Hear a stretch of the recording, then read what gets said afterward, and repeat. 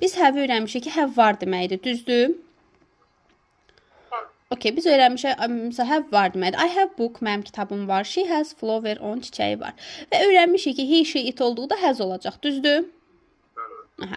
Gəldik have to-ya. Fikir veririk ki, biz öyrəndiklərimizin yanında got ola bilərdi. I have got ola da bilərdi, olmaya da bilərdi. Düzdürmü?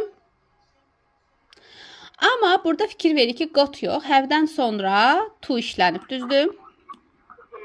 Və bunu da biz görmüşük, çox illaki görmüşük. Sadəcə ola bilər ki, fikir verməmişik. Have to, he, she, it olduqda has to olur. Təbii ki, bu məcbur qalmaq deməkdir nəyəsə. Yəni, öz istəyimizdən yox, nəyəsə bir şeyə məcbur qalmışıq. Okay? I have to buy gift. Mən hədiyyə almalıyam. Yəni, məcburam, öz istəyimlə yox. Hər hansı bir şeyə məcbur qalmaq kimi mənasını verir. Tərcümədə malı məli kim olur? I have to buy gift. Hədiyyə almalıyam. Yaxşı mı?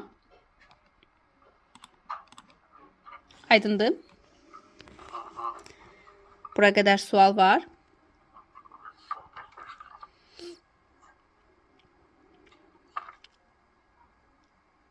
Yoxdur.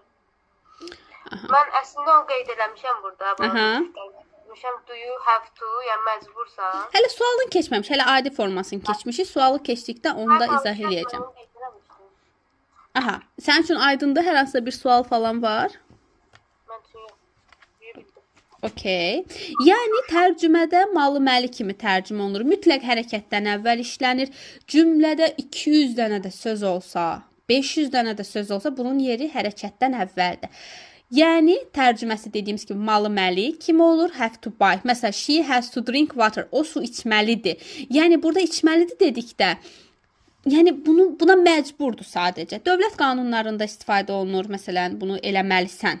Bunu belə eləməlisən, bunu belə eləməlisən. Məsələn, işdə helmet dediyimiz o kaska deyilən şey taxmalısan kimisindən yerlərdə have to-dur. Yəni, sənin ixtiyarından asılı olmayacaq bir şeydir. Sən buna məcbursan. Okay? Məsələn, 9-da işə gedən biri saat 8-də yuxudan durmağa, yəni 9-a qədər yuxudan durmağa məcburdur. Yoxsa işə çata bilmir. Düzdür? Aydındır bizə? Sual? Okay.